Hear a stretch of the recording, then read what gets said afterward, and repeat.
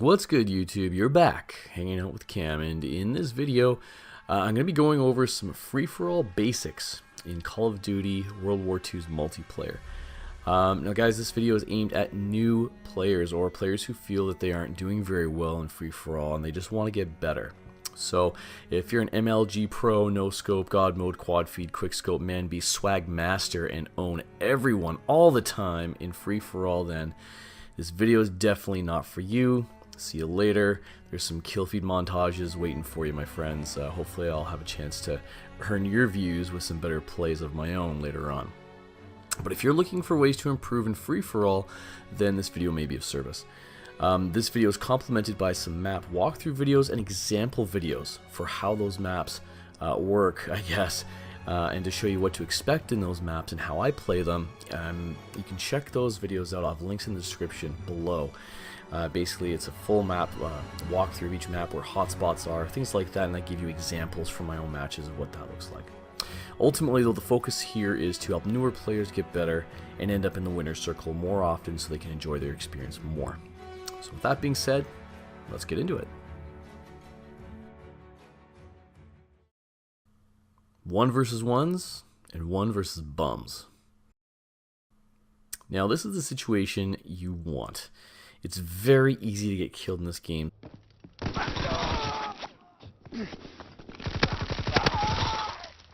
So with 2 to 4 hit markers for most handguns and long guns, not to mention one-shot kills with shotties and snipies.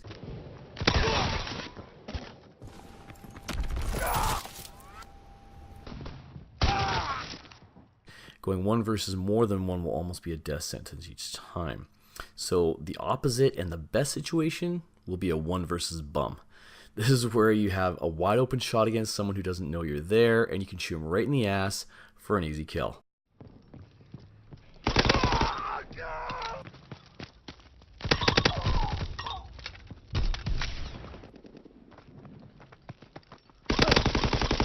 Either their situational awareness is poor, or they're just focusing on something else.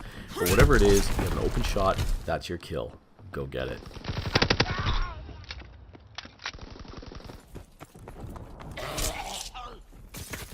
The best way I would say to get 1 versus bums would be to move and move regularly. Camping in free-for-all may get you a boss kill-death ratio, but if you rely on people passing your crosshairs, you'll probably get out-killed.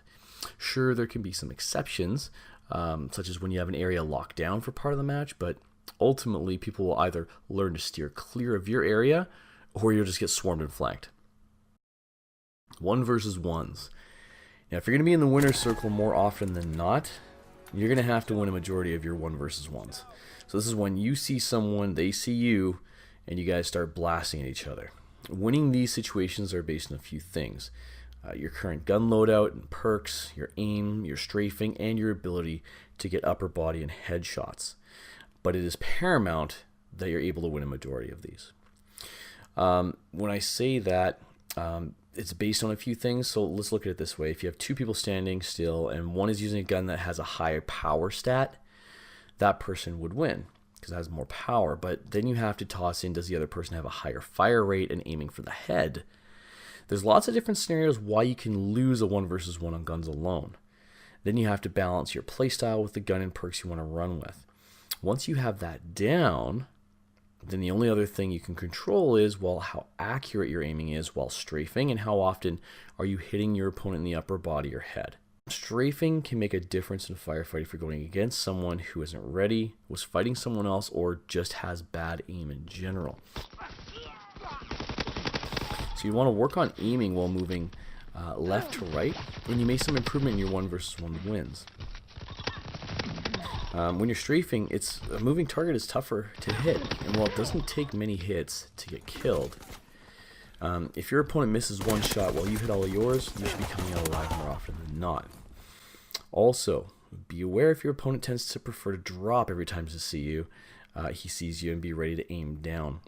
Or also be ready for a bunny hopper who mashes that jump button whenever they feel the wind brush by them, and adjust your aim accordingly. Secondly, aim high. Your bullets will do more damage when connected to the upper body.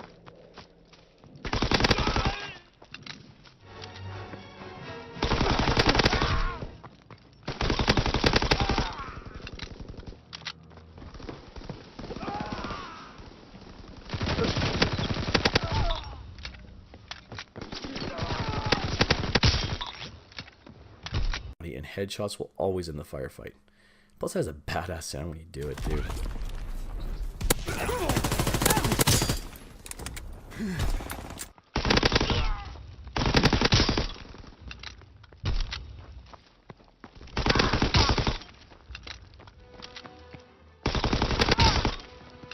Situational awareness.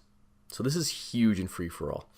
In a game where only a few shots can down you and your opponents can rack up kills quickly, you want to know where your opponents are or will be as quickly as possible. Not only does this help you in defending yourself from surprise attacks, but it also helps, it can also tip you off to where someone else is or where they will be, even if they aren't showing up on the minimap. So when I talk about situational awareness, to me, there's actually 5 aspects to that involved. The first one is your minimap. Glance at that sucker regularly in the top left-hand corner. A large amount of players don't always use suppressors on their guns. As such, they'll show up on your minimap when they're shooting, which can give you an idea if someone is near you. If that dot has a line above it, that means they're on a level vertically above you, like they're up a flight of stairs or in the top floor of a house. Likewise, if the dot has a line below it, it means that someone's vertically below you. So think in a tunnel or they're in the downstairs level of a house. Also, on the outside circle of your minimap, you'll see red lines which will tell you that people are firing, but they're outside of your general vicinity. You'll need to start going somewhere else to find some action. If you don't want to be, you don't want to be too far out of the action because that means someone else is racking up kills and you're not. With these clips here, each one has an example of how I wouldn't have known an enemy was where they are without looking at my minimap.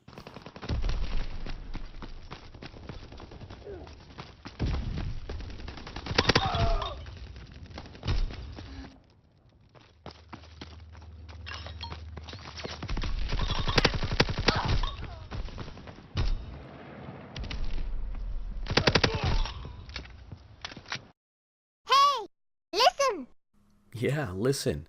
Feet clomping on the wooden deck of the USS Texas, snow crunching under someone walking in the Gustav Cannon map, or in the forest level, the patter of steps going up a flight of stairs, the sound of grass getting stepped on. Like, all of these things can tip you off to where someone is when they're not on your map. If you don't have a decent set of headphones or earbuds, get some. Or if you don't have anyone that will if you don't have anyone that you'll piss off, have your surround sound speakers up just a little bit louder and pay attention. You can find yourself on the good end of some kills you weren't even expecting. That, or you can also save yourself from being killed. Incoming enemy artillery! Get to cover! Enemy bomb incoming!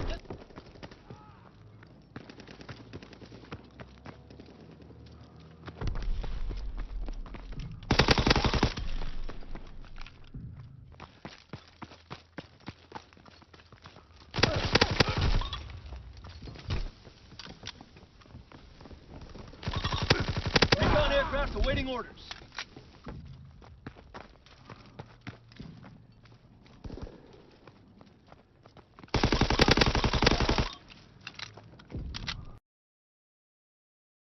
Third man in. This gun, watch what your opponents are doing. If they're firing at someone else, not only do you have an open door to go after them, you have a good chance of stealing the other guy's kill and taking him out as well because they're weak. You can also see your enemy's bullets flying even if their body's out of your line of sight. So if you see bullets flying, you can use that as an alert so you know where to go next or where to avoid if you're low on health.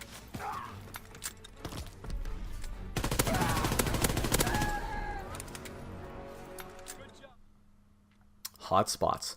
So every free-for-all match will have a few hotspots that spring up over the course of the game. A hotspot is where a majority of the players keep running back to because that's where they know someone else is. Usually, it goes like this. Someone gets killed there. And then free-for-all matches have a way of respawning you pretty close to where you died. So, as such, someone dies. The shots that killed them show up on the minimap. So that guy who died, and then some other players who saw the shots that killed him on the mini-map start rushing there to get a kill. The ensuing firefight with the remaining guy brings in more attention, and more people swarm the area, creating a hotspot of action for a few minutes. People keep going back to that area.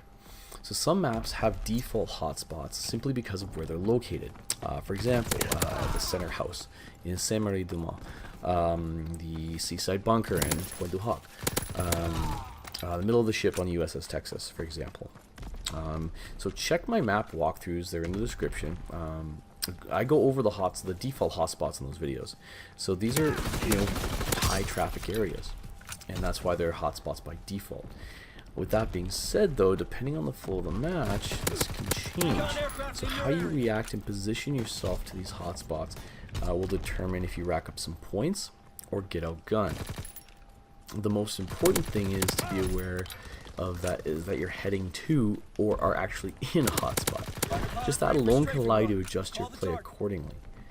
If you're heading into a hotspot, you'd be more cautious or have a strategy in mind before you go in. If you're already there, you can be ready for the next one or two opponents rushing in because you know they're coming. How you approach a hotspot will be determined by your playstyle and weapon. If you're a sniper, you'll want to find a place further out where you can just grab some popcorn, sit back, and pick people off running into the hotspot. Oppositely, if you're a shoddy user, you'll find a place at a direct sight in the middle of the carnage to surprise the first person running into your death shack and be ready for the next kill coming in.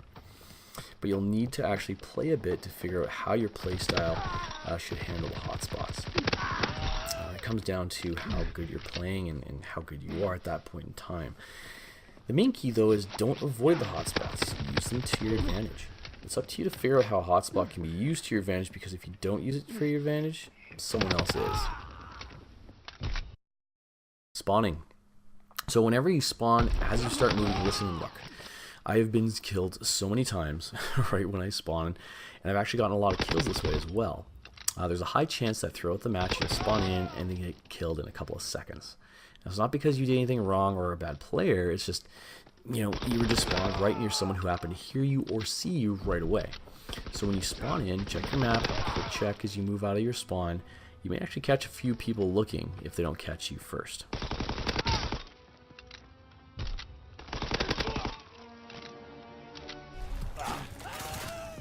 Fuck.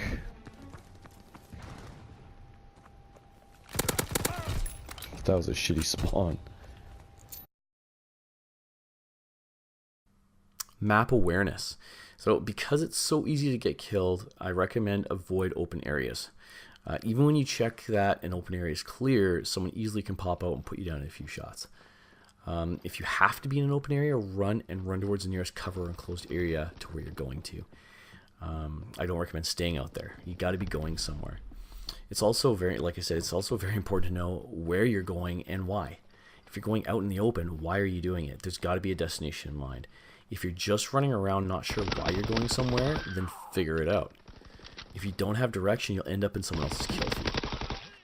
You'll notice that with the gameplay clips I'm using here from the Gust of Cannon, this is a very sniper-friendly map. So I have a specific route where I'm staying as much out of the open as possible. I'm staying on the outside, I'm staying within houses, and looking for other people to pick off. And so I figured this map would be the best one to use as an example. For me, these are my whys for going somewhere in a map. So A, I know someone's there. I either saw them on the minimap or I heard them moving near me. B, an enemy was there and there's a good chance they may still be there. This could be because that's where I got killed last, or there's a known camper in the lobby who doesn't like to move and I know that's where they normally like to show up. Or C, this is where I'm not sure where anyone is, but where I'm going to is usually where I think I could find someone to shoot, like a default hotspot, and so I choose that. While I'm going to that default hotspot or someone I think, there's a good chance someone will be there, I'm fully alert, looking and listening to see if A or B kicks in for some reason. Someone shows up on minimap, or I hear them moving near me, then I switch direction. That way I know where else to go. But I'm always on the move. I have a reason for going somewhere. So if not, you'll just be getting someone else points. Controlling a spot. So as you get better, you'll identify a hotspot, and you'll actually be able to control that hotspot and get a nice kill streak out of it. There's lots of ways to do this depending on the location of your loadout.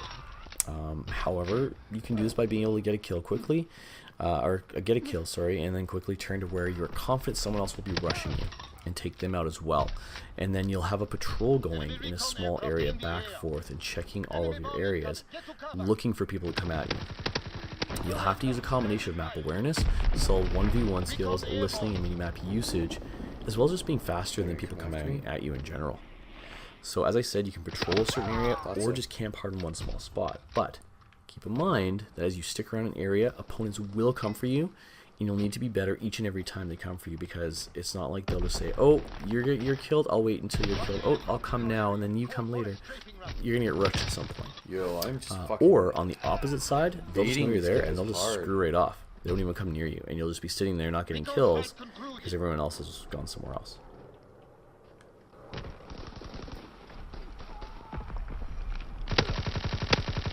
Artillery ready for orders, awaiting coordinates.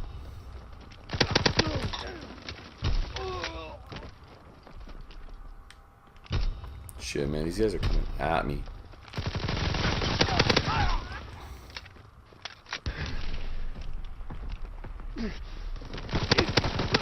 Yo, you can't get me out of here, man.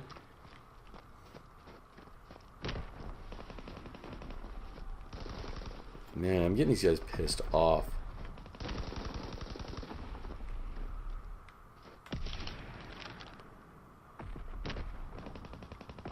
Firing for full effect. Target zone locked.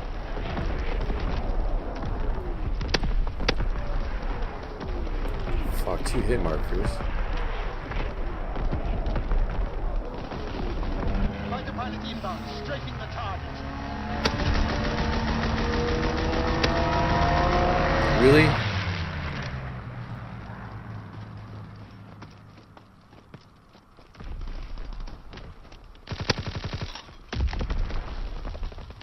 Recon aircraft in your area. Recon searching for targets. Fuck.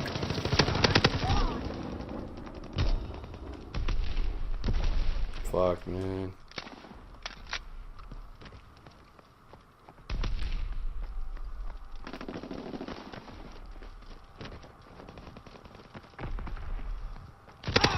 Strike aircraft ready for orders.